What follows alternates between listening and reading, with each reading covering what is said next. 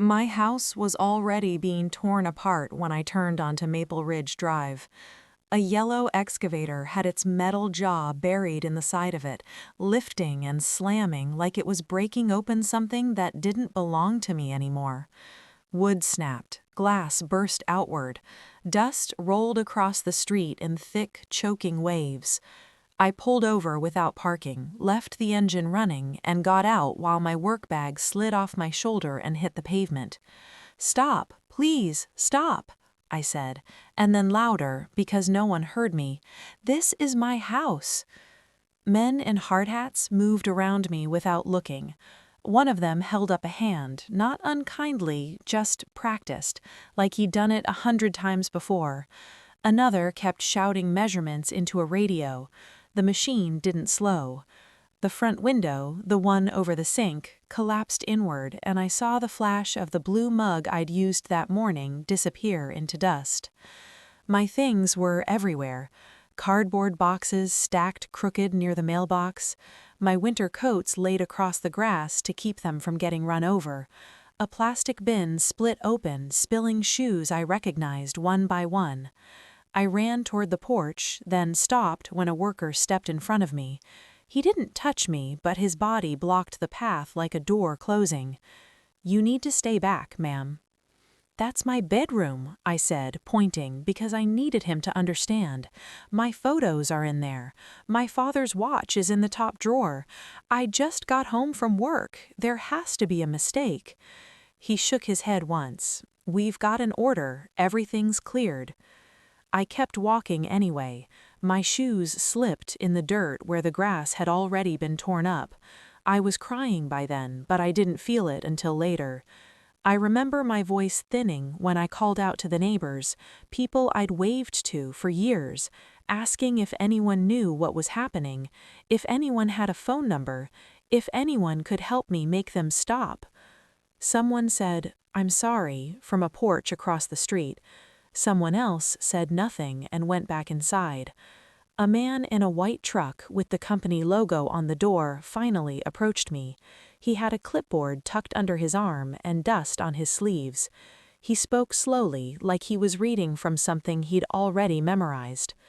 "Ma'am, demolition was approved. Notices were posted. Utilities were shut off this morning. We can't halt once we've started."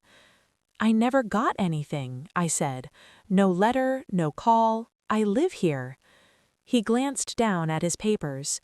Service was completed. That was the word he used, completed. The excavator swung again, the roofline sagged. Insulation floated into the air like dirty snow.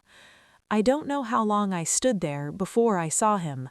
He was across the street, near the oak tree that used to shade the driveway, hands in his pockets, clean jacket, no dust on him at all. My brother, Daniel. He wasn't talking to anyone, he wasn't on the phone, he was just watching, his weight shifted onto one foot, like this was something he'd scheduled and now had time to observe. I crossed the street without thinking. I remember my legs shaking, not from fear, but from how fast everything was moving without me. "Dan," I said. I had to say it twice before he looked at me. "Tell them to stop. This is wrong. You know this is wrong." He glanced past me at the machine, then back at my face. His expression didn't change. No surprise, no confusion. "Let's not do this here," he said. "They're destroying the house. Mom's house. Our house." He didn't answer that. He looked at the foreman instead and gave a small nod. The foreman nodded back. Two workers stepped closer to me, not rough, just firm, and guided me backward toward the curb. I tried to turn, but there was nowhere to go that didn't have a person standing there already doing their job. I called my brother's name again. I asked him what was happening. I asked him how this could be legal. I asked him to explain. He said, "It's already handled." The excavator dropped its arm one more time and the front wall finally gave way. The house made a sound I had never heard before, like something exhaling for the last time, and then it was open to the street, split wide enough that anyone could see straight into the hallway where our height marks used to be on the doorframe. I stood on the sidewalk with my things at my feet and watched dust settle on everything I owned, while my brother remained where he was, waiting for it to be finished. Daniel didn't come over when it was done. The machine shut down, the workers moved to the next section, and the street settled into a strange quiet that felt temporary, like it could be restarted at any moment. He stayed where he was, across from me, near the oak tree, checking his watch as if he had somewhere else to be. I waited for him to cross the street. I waited for him to say something that sounded like a mistake. Nothing happened. When I finally walked back toward him, he didn't step forward. He didn't open his arms. He didn't ask if I was okay. He didn't even look at the pile of my life sitting in the grass behind me. He looked at my face the way you look at a form you've already signed. "This didn't have to happen like this," I said. My voice came out steady. I noticed that. I noticed how calm I sounded, while everything else wasn't. He nodded once. It did. I asked him how long he'd known. He didn't answer right away. He watched a worker zip-tie the temporary fence to a metal post and waited until it was secure before speaking. "A while," he said. That was it. No number, no explanation. I asked him why he hadn't called me. He said he didn't think it would help. I asked him why my things were on the lawn like trash. He said it was standard procedure. I asked him why the notices weren't sent to me. He said they were sent to the address on file. "That was the address," I said. He shrugged. Not big, just enough to show he'd already moved past it. I remember realizing in that moment that he wasn't angry, he wasn't emotional, he wasn't even defensive. He was organized, calm, finished.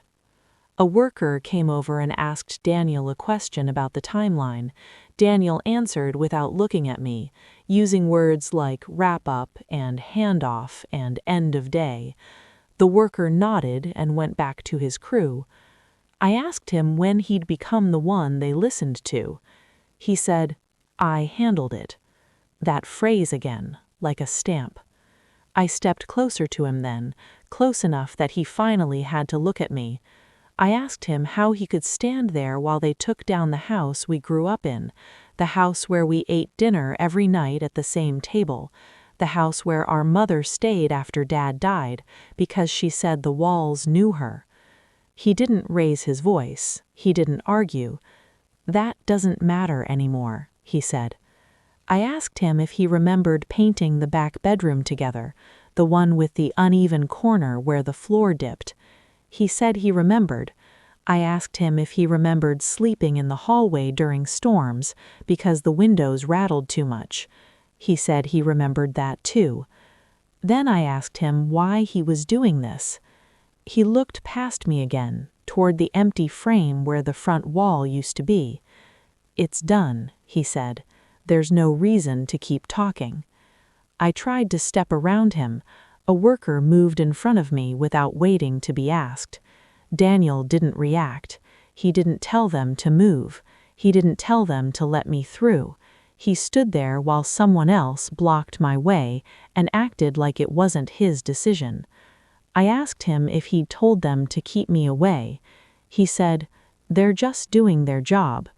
I asked him if this was what he wanted. He said, "Yes." That was the first honest word he used. A neighbor came over then, someone I'd known for years. She asked Daniel if everything was okay. He told her it was handled. He thanked her for checking. He smiled. It was the same smile he used at family holidays when he wanted things to move along. When she walked away, I asked him how he could talk like that. He said, "You're making this harder than it needs to be." I asked him, harder for who? He didn't answer. Instead, he reached into his jacket pocket and handed me an envelope. Plain, my name typed neatly on the front. He told me it had the details I'd need going forward. I didn't open it. I asked him if he felt anything at all standing there. He said, "I made a decision. Not we, not I had to, just that." The workers began loading the last of my things into a truck. One of them asked me to confirm which boxes were mine. Daniel corrected him before I could speak. He knew. I realized then that he hadn't just approved this, he'd supervised it. When the truck pulled away, Daniel stepped back toward his car. He said he had a meeting. He said we could talk later when things were calmer. I watched him leave without looking back. The machines started again, and I understood finally that this wasn't something he'd done to me in a moment of anger. This was something he'd done around me, carefully, quietly, making sure there was nothing left for me to stand on. Daniel and I grew up in that house, the way people say they grow up somewhere, as if the place were a backdrop. It wasn't. It shaped us. The narrow hallway forced us past each other every morning. The back bedroom taught us how to share space without speaking. The kitchen table taught us what it meant to stay. I was the older one, not by much, enough to remember when our parents were still together and the house felt louder, fuller, enough to remember when Dad fixed the loose stair with a nail he bent by hand and told us not to step there until he finished. Enough to remember the night Mom slept in the living room after the funeral because she said the bedroom felt wrong without him. Daniel left early, college out of state, then work, then another move. He came home for holidays with different opinions and a sharper way of talking, like he'd learned to make decisions faster than the rest of us. He always said it was temporary. He always said he'd come back. I stayed. I stayed when Mom's knees started bothering her and she needed someone to drive her to appointments. I stayed when the roof leaked and we put a bucket under it and said we'd fix it in spring. I stayed when the bills came in her name and then slowly started coming in mine, because it was easier that way. Daniel called, sometimes. He asked how things were. I told him the truth in pieces. Small repairs, nothing urgent, the way the heat clicked on late sometimes. He told me to keep receipts. He told me to make lists. He told me to document everything. It sounded helpful then. After Mom's stroke, he started calling more often, asking for copies, asking who the lawyer was, asking if the paperwork had been updated. I remember thinking it was good he cared. I remember being relieved that someone else was thinking ahead because I was tired. When Mom came home from rehab, she slept in my room because it was closer to the bathroom. I slept on the couch for 3 months. Daniel visited once during that time. He walked through the house slowly, opening cabinets, checking the water heater, measuring something on his phone. He said it was smart to think about the future. I thought he meant hers. There were small changes I didn't question because they didn't feel dangerous. Mail started going to a post office box I didn't recognize. He said it was for organization. A new insurance policy arrived with his name listed first. He said it was easier if one person handled it. He offered to take over paying the property taxes and said we'd settle it later. "Trust me," he said, "I've got this." I trusted him because he was my brother, because we shared a last name, because when Dad died, Daniel stood next to me at the graveside and didn't let go of my arm until everyone else had left. The first time something felt wrong was small enough that I almost missed it. I tried to schedule a repair for the gas line and was told I wasn't authorized to approve work. I laughed, thinking it was a mistake. I called Daniel. He said he'd added himself temporarily to speed things up. "It's nothing," he said, "you're reading too much into it." After that, decisions started appearing already made. Contractors I hadn't met, quotes I hadn't seen, a plan to streamline assets. He stopped asking what I thought and started telling me what was happening next. When I pushed back, he reminded me how much he'd handled, how busy he was, how hard it was to do all of this from a distance. He said he needed me to cooperate. "Don't make this harder than it needs to be," he said then, too. I didn't realize until much later that every step had moved me slightly farther from the center of things, that my role had changed from caretaker to obstacle without anyone ever saying so out loud, that the house I lived in was slowly being treated like something I was borrowing. By the time Mom passed, Daniel already knew what he wanted. He talked about efficiency, about clean breaks, about not letting emotions complicate matters. He said the house was a liability. He said keeping it would only drag things out. I said I lived there. He said, "For now." That was when I understood this hadn't started with the demolition. It had started years earlier, in small, reasonable-sounding decisions, each one making the next easier, each one taking something that had been shared and placing it carefully in his hands. After the house was open to the street, Daniel stopped pretending there would be conversations. Everything became documents. Emails replaced calls, short ones, polite ones, written like he was dealing with a stranger who needed things explained clearly and briefly. He CC'd people I didn't know, a lawyer, an accountant, someone listed only as project manager. My name appeared at the top like a formality, not an address. I finally opened the envelope he'd handed me that day. Inside were copies, never originals. A change of ownership filed months earlier, a trust amendment signed during the weeks after Mom's stroke. His signature was everywhere. Mine was nowhere. My name appeared only once under a section titled Occupancy Status. Temporary. I stared at that word longer than anything else. I called the lawyer listed on the letterhead. She spoke to me kindly, the way people do when they know the outcome already. She told me Daniel had authority. She told me the paperwork was valid. She told me the trust had been updated in accordance with your mother's wishes. I asked how those wishes were recorded. She paused, just long enough to notice. She expressed them verbally, the lawyer said. Your brother documented them. Documented. That word again. I asked why I hadn't been present. The lawyer said Daniel had indicated I was unavailable. I asked, unavailable when? She said she'd have to check her notes. She never called back. That night, I went through old drawers, boxes I'd packed without knowing why, folders I hadn't opened in years.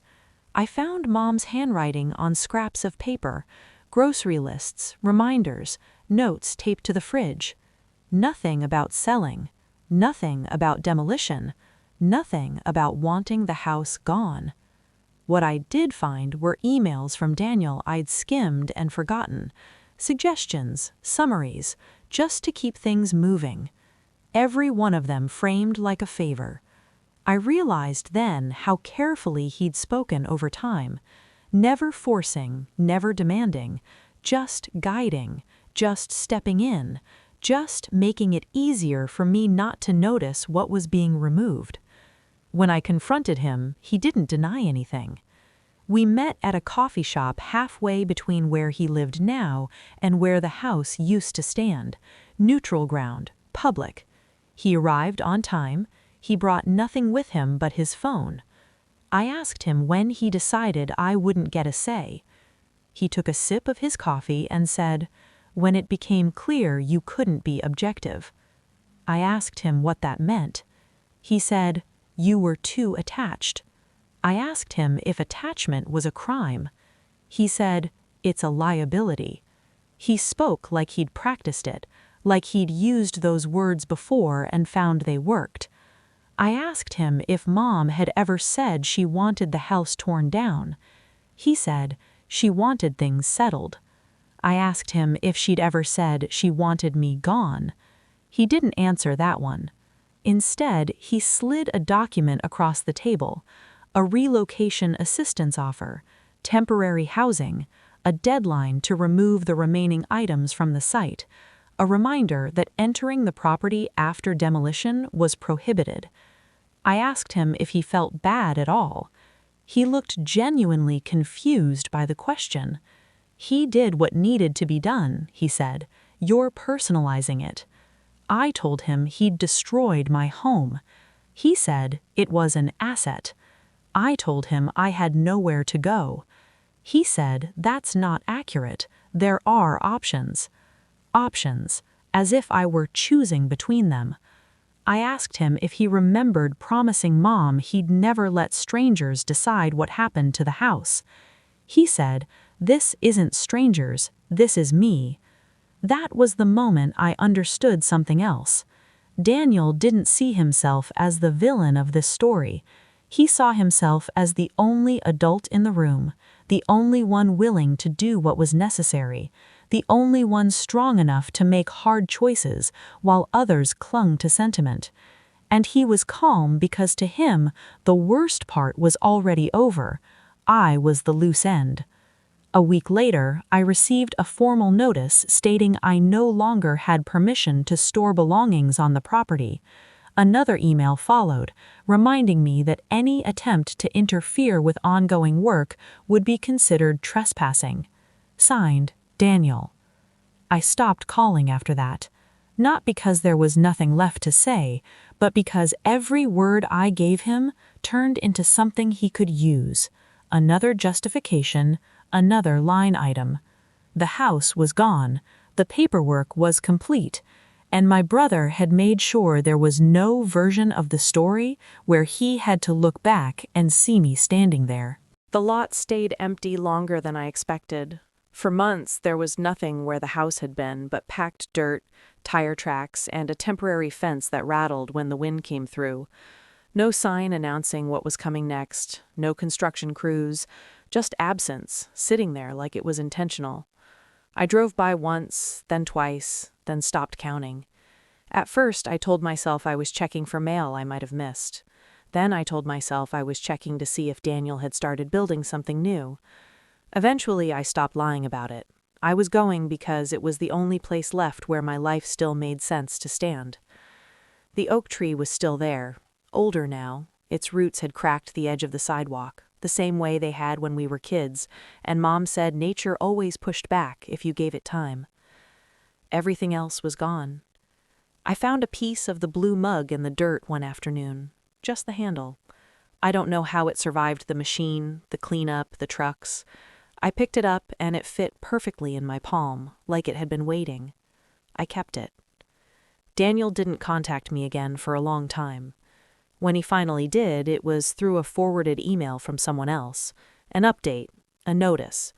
The land had been sold, the project was moving forward. There was a distribution schedule attached. My portion was listed as a transfer. I stared at the number. It was more money than I'd ever had at once, enough to make things easier, enough to make people say it worked out. I didn't feel anything when I read it. No relief, no anger, just a strange distance, like the decision had already been made for me again. I didn't respond. Instead, I found an apartment across town, small, quiet, no shared walls with history. The landlord handed me keys without asking questions. I slept on a mattress on the floor for weeks because it felt wrong to arrange furniture anywhere new too quickly. I started sorting through what I'd saved. Not everything, just the things that still felt like mine when I touched them. Dad's watch still worked. Mom's notes were folded thin from being read too many times. The handle of the mug sat on the windowsill, catching light in the mornings. Sometimes I imagined Daniel driving past the lot, slowing down without meaning to. I imagined him checking progress, expecting closure, and finding none, just space. But I realized something slowly over time. Closure was never the point. Daniel didn't destroy the house because he hated it. He destroyed it because it reminded him that some things couldn't be optimized. Some things couldn't be managed into neat outcomes. The house held versions of us that didn't fit into the story he wanted to tell about himself. So he erased it. I understood that now, and understanding changed what it hurt. The last time I saw him was at a distance, months later, at a family gathering we both attended out of obligation. We didn't speak. We didn't need to. He looked the same, calm, certain, untouched. I realized then that he would never feel this the way I did. And that was the cost of being right. I don't tell people this story because I want them to hate him. I tell it because people think betrayal is loud, explosive, obvious. Sometimes it looks like paperwork. Sometimes it sounds like reasonable sentences. Sometimes it wears the face of someone who knows exactly what they're doing. The house is gone, the street has moved on. People drive past without knowing anything ever stood there. But when I think about home now, I don't picture walls. I picture standing still while everything else is removed. I picture someone watching, hands in their pockets, making sure it's finished. And I picture myself walking away with one small piece in my hand, knowing exactly what it cost to keep it. That's what remains.